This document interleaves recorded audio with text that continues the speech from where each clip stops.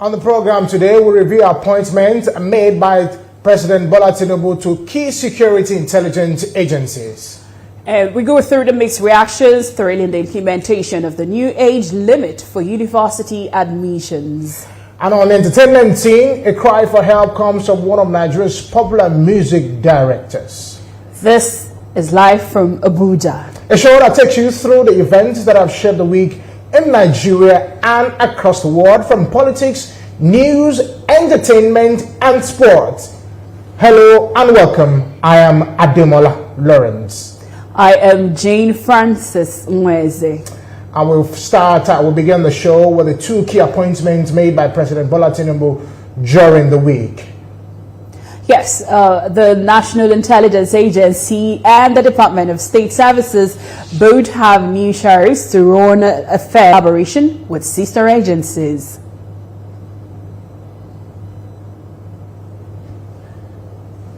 So, of course, those are some of the stories we'll be looking at today. The DSS new Director General, and of course the NIA Director General. I think one of the things that would happen is the fact that President Bola Ahmed Tinubu had to make sure that these vacant positions are not just there. You know, if you look at the NIA boss who actually resigned from his position, in less than 24 hours, Mohammed was actually appointed by President. And the DG SSS, of course, who has already reached his retirement age, of course, was also had to go. And of course, Oluwatosin Ajayi had to be brought in.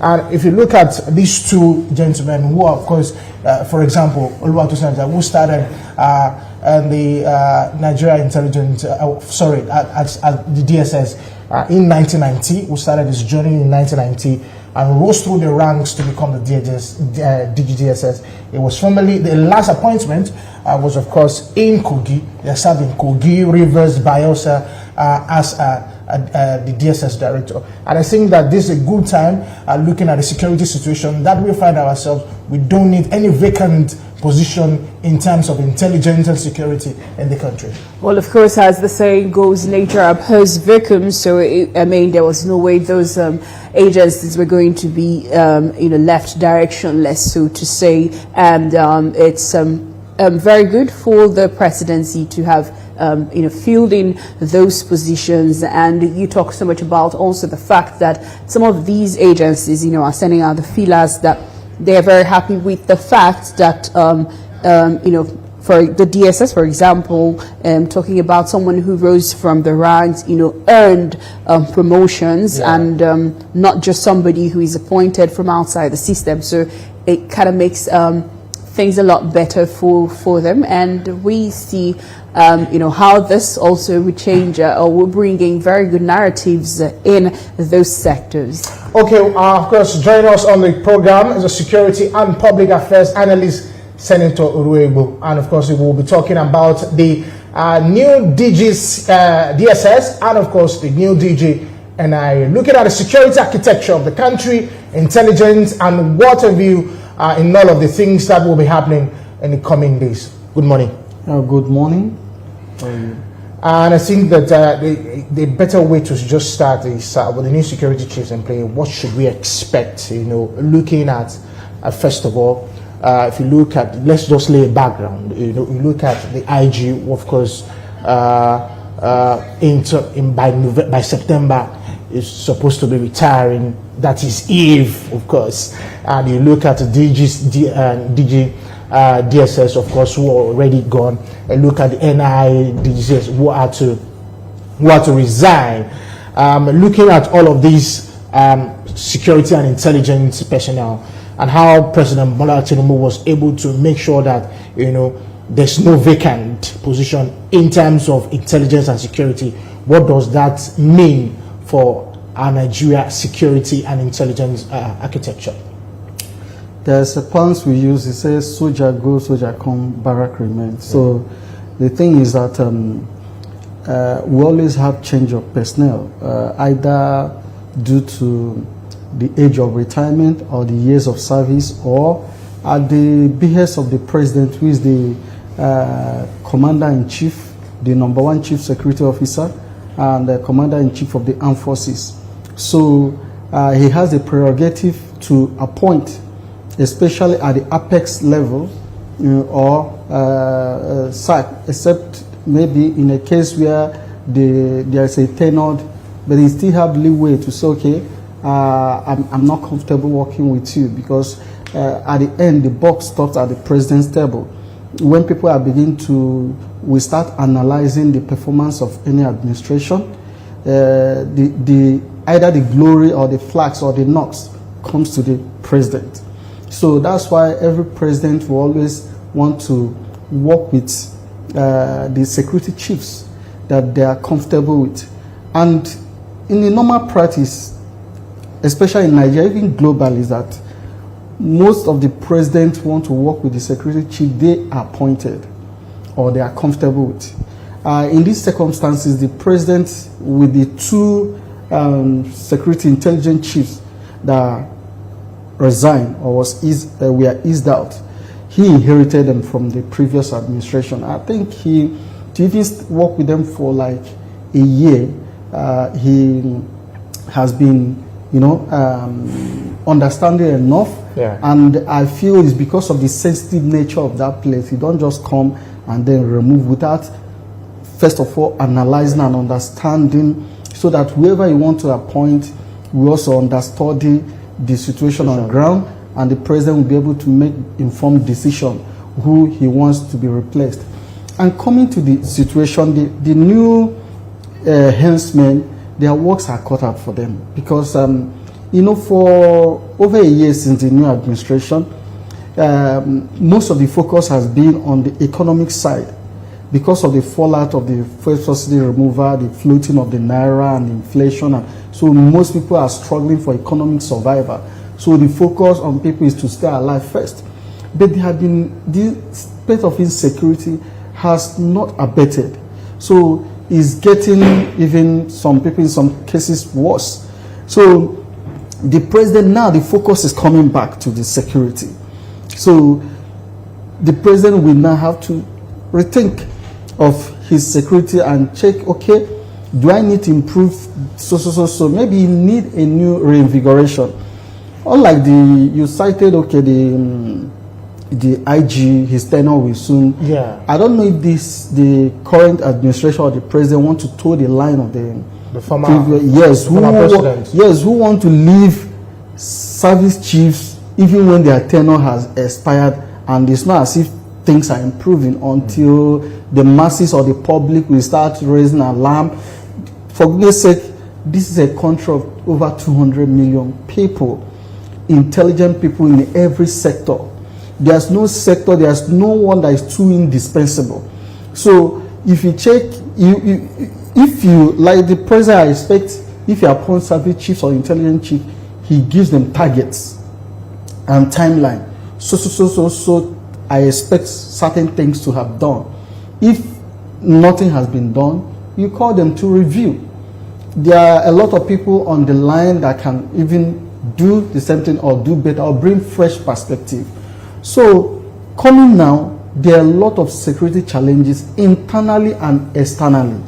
So these new service chiefs or intelligence chiefs have their works cut out for them. All right. So, I'd like to toe the theorist, line of thought, and because you've mentioned a couple of things, the fact that the presidency would feel more comfortable with working with service chiefs that he appointed, and then because these two areas are intelligence areas, DSS deals with intelligence, also NIA is intelligence, and do you think it's a bit too convenient that one retired and the other one resigned, or could it be some level of it's overdue?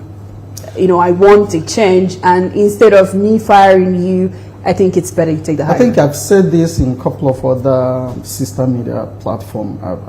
I think the present, I think this is at the behest of the president. Like I said, in Nigeria, it's not in our culture for people to just wake up and say, I'm tired, I want to retire, I want to resign. No. But in order not to make it look like he's sacking them, because he has been in good working relationship with them, out of respect, I'm sure he must have called them privately and said, look, it's time I need a new change. So he must, this is my own perspective now. I've given them that respect to say, okay, please, it's time, maybe tender your resignation out of respect. I think that's more honorable way of easing them out. And like I said, he has been, it took some people, maybe after a few months, they change. After coming into office, they like to change. But they stayed over a year with him, and of which I'm sure he worked seamlessly with them.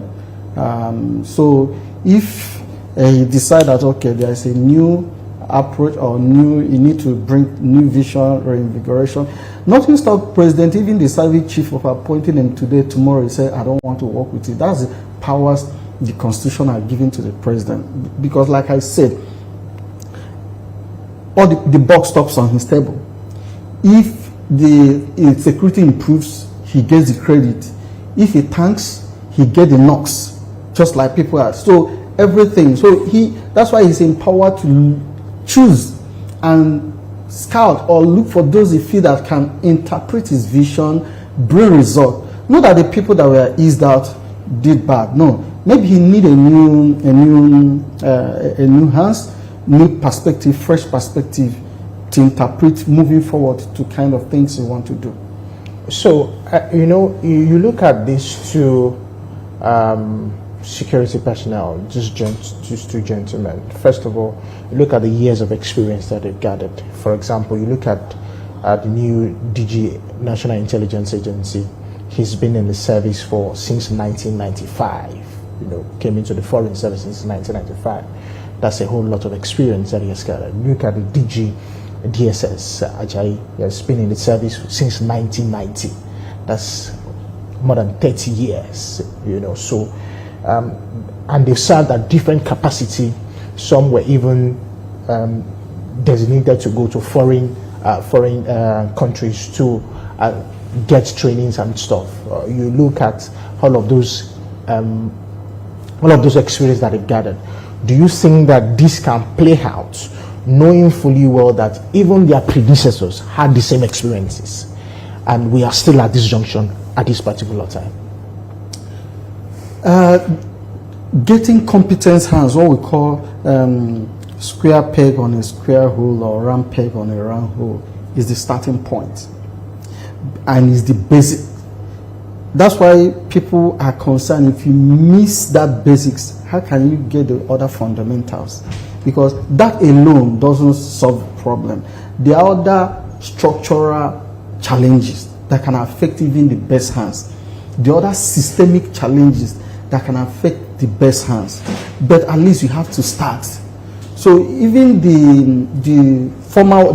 their immediate predecessor, when they were appointed, there was some controversies surrounding them. People felt they may not be the best hands to have, and not that their tenure were bad. It wasn't just that there was also controversy. But now I don't think there seems to be much controversy concerning these ones, from the experience which you also have reeled out. So that's the starting point. Yes, they are the system people. They've seen it all or seen enough, because nobody can see it all. Some life will always throw up challenges that always surprise people. But at least they are well versed and experienced. So that's the starting point. Now, a lot of things comes to play to make or mar people's performance. For example, you may be very, very competent, capable. We've seen a situation whereby intelligence or information were brought to the table of the political office holders, because they, at the end of the day, they are still under authority, and they're under subject to command and control. And if they are not given directive, act on this, that intelligence or report will just be sitting idle there. They will be incapacitated. Or if the system within which they work, or the people within which they work, will want to sabotage them, it may limit to the extent to which they can perform. So that's why starting point, appoint competent hands, because competent hands, if they are going to be reform, if they are going to be improvement, is the competent hands that will even know what to do in the first place. Let it be that they even point out the problem, suggest recommendation, and let it not be as if it's not acted upon. But I'm sure with their experience, we may expect something better. Okay, sorry, I just want to point out something. When you talked about the structure, I remember that when the new DG for DSS was sworn in, he talked about covertness and studied silence, meaning that probably some of the structure, maybe the DSS, the security service, is veiled away from what they were used to, in terms of covertness. Do you think that this is the high time, like he said, that they want to bring back that, while growing up, I don't know if you're a DSS, but now almost everybody on the street can identify where DSS is. How do you think that we can bring back that consciousness, the security service can bring back that consciousness to what they were initially meant to be? Politics or political environments have diluted, or pardon me to use the word, bastardized a lot of things. It's not as if they still don't operate covertly. Some of those you see are deliberate for branding purposes. Those they don't want you to know, you will not know. I may not know if you are even working as a journalist. You may not know if I'm working. So it's see, if Nigerian, that's why I still come back to political will. Have you seen where the Nigerian security intelligence police, or they are given a mandate to work? If you see the speed with which they get results, that's where I'm coming from. So it's not boiled down to the directive, the vision and the will of the political office holders or those in charge, authorities. Now, in addition to redirecting them, I feel that what we see now is mostly their fashion after or of regime security instead of national security. And that's where the problem is coming from. Yes, regime or state security is embedded in national security, but the way they are being propped to act is as if they are superimposing regime and states over that national security. But without the people, there will not be state. Without state, there will still be people existing in whatever form. So now, people have come to understand that the apex of security is human security, because people need to even be well alive for you to even talk about any other thing you are trying to. So now you find out that look at the speed with which, if DSS or all these agencies want to track whether they perceive is disturbing government, also post government. If you allow hide in the rat hole, they will track you. Do you see how they're able to track Madcan and bundle him back here? And some other people currently so-called investigative, and people are asking, okay, if you're able to track these people, you have all the means, what is happening with all these so-called kidnappers that are in TikTok and doing this? So these are boys that come down to the question, what is the aims and objective? What are the vision and mission or policy directive of the government or those giving the directive? If they are given and equipped, they work. I'm sure they have equipped. If they tell you the kind of equipment and facility they have, it's not as if it's enough. There will always be room for improvement. But what I'm saying is, if the vision and the political will and the policy directive of the political office holders does not really align with what they are, then we begin to have this problem. It's still the same, boils down to the use of police and armed forces, whereby they will be, the people are saying there are not enough to even police, but you see a lot of them, those who maybe have some couple of millions and millions, they hire, they will be carrying handbag and carrying umbrella So these are some of the things we need to look into. Thank you very much. It's a discussion, of course, that we can't even exhaust. I'm telling you. We'll take a break. While we'll come back, we'll still have more for you online. Our planet, our home, threatened by man's activities with fears of mass extinction on the rise. On Green Angle, we examine the issues that affect our environment, seek solutions to put us on track to secure and restore a cleaner and greener world for generations to come.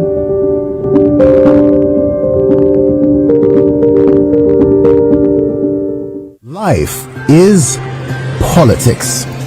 In Nigeria, almost every part of our lives is touched by the politics we play. Governance, legislative matters, the economy, security, foreign affairs, internal affairs. Have a feel as strategic plays in the political space determine how we live in Nigeria. The players, the drama, chess piece moves. Be kept informed. Watch analysis of major happenings in the political space and how it affects you. Watch Politics on Sunday.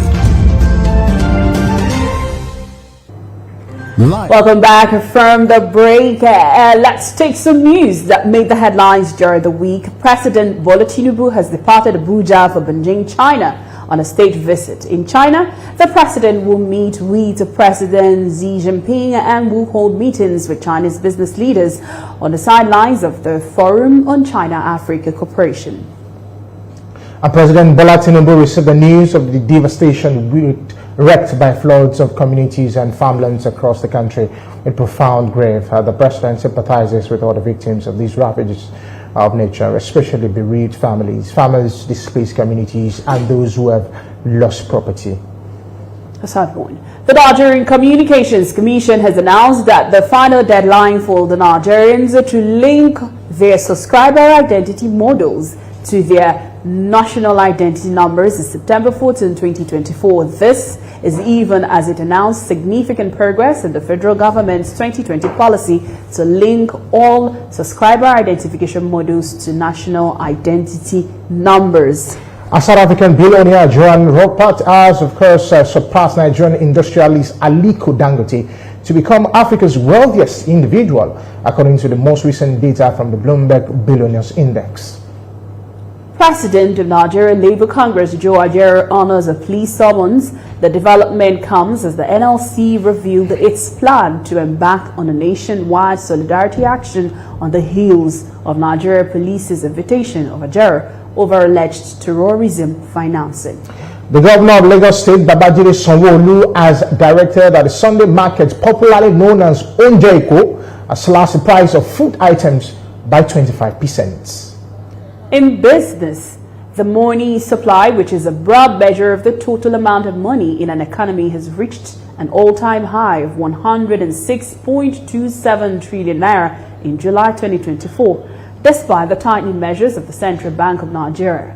Data from the CBN showed that the M3 rose to a record high of 106.27 trillion naira in July 2024. This represents a 62.66% increase to 65.33 trillion naira recorded in the corresponding period of July 2023. On a month-to-month basis, the M3 increased by 4.74%. from 101.46 million in June 2023, according to data available. Outside Nigeria, Dorcas Odua has made history as Kenya's first female Attorney General, a role previously held exclusively by men. Her appointment marks a significant milestone, not just because she's a woman, but due to her extensive experience and competence in legal field. During a swearing-in ceremony at State House, President William Ruto expressed his confidence in her ability, stating, "Many people have said you become the first woman in independent Kenya to become Attorney General." Interesting. Now, children begin primary education at age 6 and spend 6 years in primary school, followed by 3 years in junior secondary school and another 3 years in senior secondary school.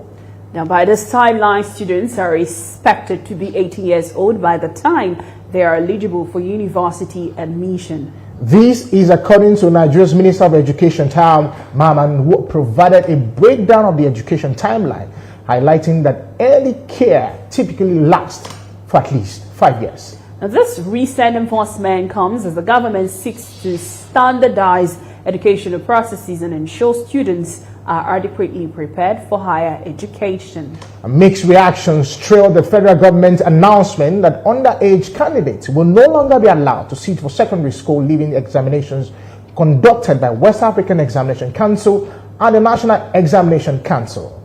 Emphasizing that the age limit for candidates taking the West African Senior School Certificate Examination and the Senior School Certificate Examination is 18. Interesting. I don't think it's a well thought out policy. In this part of the world, we have married women who are less than 18 years old. Are we saying our girl child is good enough to be married but not good enough to be schooled? So I don't think it's a well.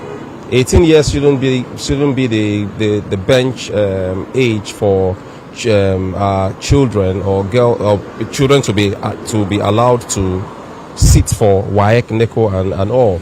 During our time, my children are supposed to have a mature mind in order for them to be able to forge ahead in life. Those that are writing WAEC at underage, that is below 18. So process, if the government wants it to be like that, then why they should be telling people, don't take this same year, they should be telling them, don't put children into primary school unless they are 6.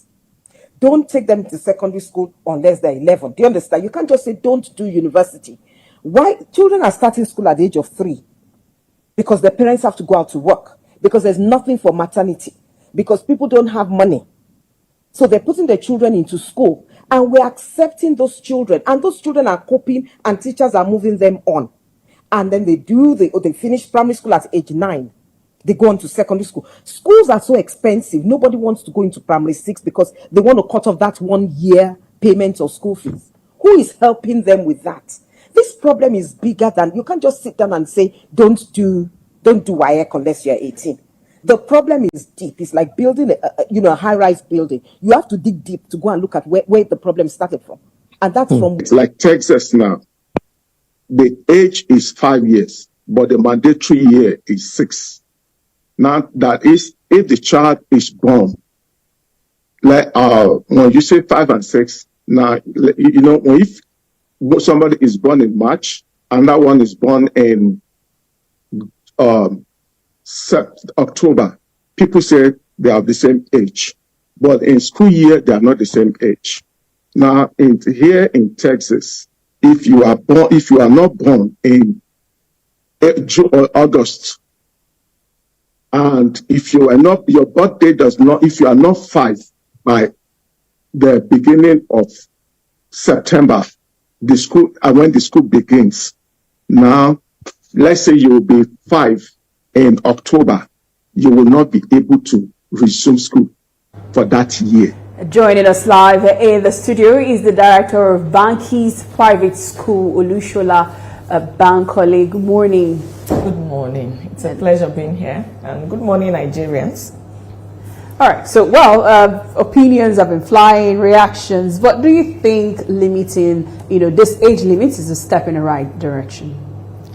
Anyway, there are two sides to this whole thing. And I think the government needs to be in the middle. That's it. There are the extremists who feel, no, a child can be anywhere at any age. That is a fallacy from the beginning. And you see, this policy, to be candid, I want to say thank you to the minister, for being bold enough to come up with this. But I have a challenge with where he's starting from. I believe he should have started from the beginning. I am one of those, there are some of us that have been campaigning. In fact, I came with some of the flyers since 2018. And there are organizations, around who have also been, clamoring for bringing back primary 6. In fact, primary 5 is even flying away. There are schools that are terminating primary school, in primary 4. And some are agitating, age does not contribute to maturity. It does.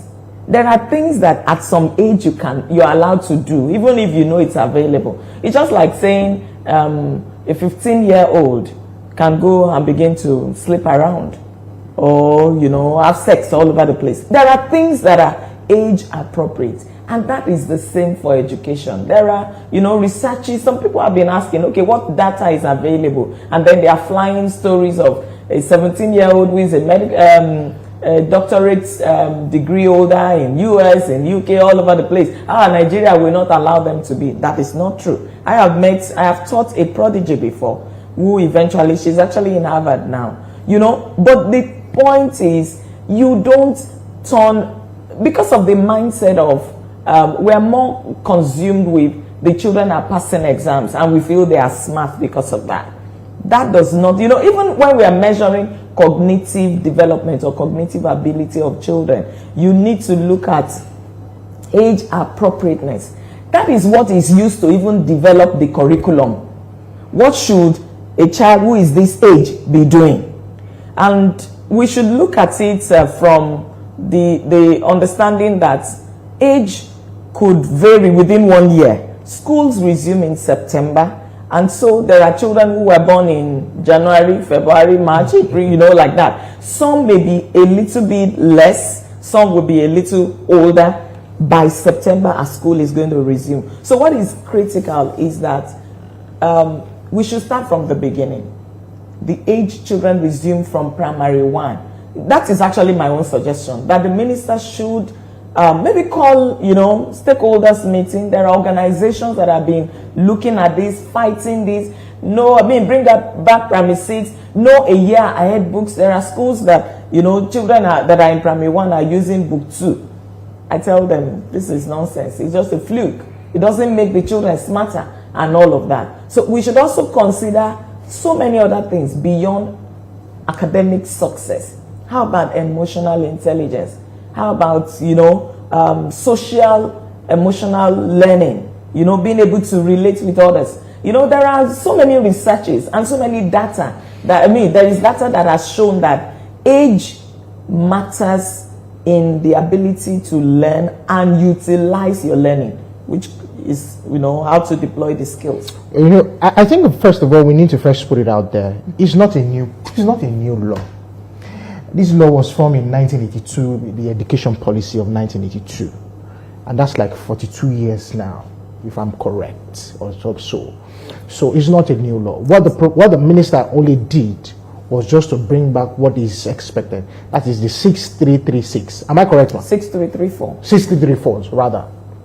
So in looking at that, you look at the university system usually coming after they write the joint admission matriculation exam. So is it now right for someone who has scored higher and is capable of getting admission to just sit down and wait and write the exam next year when the person is 18 years of age? Is it now right? Okay, which is why I said, this is an hydra-headed issue. Many are saying, I'll go back to the issue of what is learning itself. A lot of parents and educators feel that when a child has passed an exam, that child is intelligent. But, even for Jean Piaget, who is, a philosopher who developed the cognitive development stages. There are 4 stages.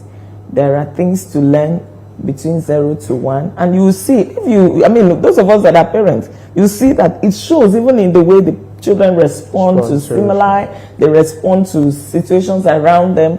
And so what a child should be learning at age 5, if you are giving the child, what a child should be learning at age 11, if you are giving the child to learn at age 5, the child may actually learn. It's just like you climbing stairs. I use that analogy a lot. You are climbing stairs. It's possible there are people that will do 3 steps at a time. You will get up there. And there is someone who is going 1 step at a time. you know that person is going to get there in his or her stride. The one who is skipping, what do you think will happen? He's going to get there panting. But the other one is taking his time. But we all will get there. So the children who we feel we missed it, it will be a problem. It will create many more problems, maybe social problems, which is why we are suggesting, I am suggesting, and a number of us are putting us together to suggest that as we resume this September, the law, which has been there, but many of us had ignored, and it has created a lot of problems in the education system. We are seeing graduates who cannot defend what they went to school to do, even some with first class.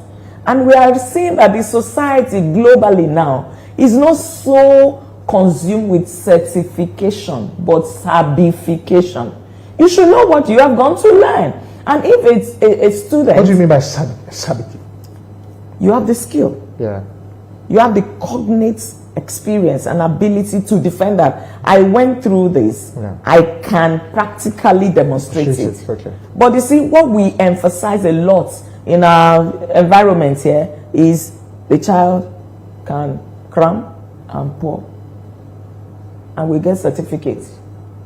But certificate is more important than certificate. So for those children, I mean, that's why we are suggesting that the government should actually begin. The point is we need to do this. But we can start with the primary school, primary 1. No child that is less than 5.5 should enter primary 1 as we resume this September. For JSS 1, no child that is less than 11 by September, we are entering September tomorrow, should enter JS1. I'm sure by the time we insist and the regulatory bodies monitor to ensure that we will correct it over time. And the challenges that this, insisting from the exit time will bring will not be there. All right. So, so you said this problem is hydra-headed. It is. And you are coming from the private sector. So I would also want to, get your thought on some people being of the opinion that also the influx of private school scattered the system that we had. Because, I mean, we didn't have many people wanting to take common entrance from year 5 or trying even to take WAEC at SS2 because they have covered the SS3 curriculum. So do you think also that the private schools contributed to how the system have gotten to at this point? I'm always worried when we try to blame private schools. I have evidence clearly in FCT air. When I was chairman of NAPS FCT 2018 to 2022, we have some of the children, in fact, some of our members complained of some of their students, pupils in primary 4, resuming primary 6 in a public school. I have the evidences. Because we took it up with the Education Secretariat through the DQA. And, the director then actually took it upon himself. He went to make inquiries and he actually discovered that it was so. Even in the public secondary school, for instance, the one at that time, we also noticed that there are children who were like 9 in JSS 1, public secondary school. So see, it is not about, maybe, I don't want to say private schools did not, in fact, we all contributed. And so we should all put hands together to solve this problem. But that blame that is only private schools, I don't agree. It is, in fact, fallacious. I think the mothers are always happy when... Yes, but also in 30 seconds, nature abhors vacuum. And as it doesn't look likely that, at least for now, the federal government will be allowing people less than 18 to take WAEC. What do you think parents should start doing while we sort out this issue of people who have 2 years to go or 1 year to go before the age for WAEC? Most especially mothers. Anyway, I want to believe that the federal government is going to look into that because, part of some of the statements the minister made is that, because, if a student is even going to be, the policy basically from, what some of us have looked at, expect that they should be 18 by the time they are getting to university. But you see, when they are registering for WAEC and NECO and UTME and all that, they will still be like 17. So, and I know in one of the statements, in the news that the minister made, he said, in fact, by the time they are rounding off SS3, they'll be about 17 and a half anyway. If we do what is right, we'll realize that it won't be a problem. So my advice for parents and even educators is that let us begin, make up our mind. This September 2024-2025 session, let's do the right thing. Admit the correct age in each class and don't skip classes. Thank you very much. Thank you so really much appreciate for it. this. We'll take a break. When we'll come back, we'll go to the last leg of the show. Don't go anywhere. We'll be right back. Life is politics. In Nigeria, almost every part of our lives is touched by the politics we play. Governance, legislative matters, the economy, security, foreign affairs,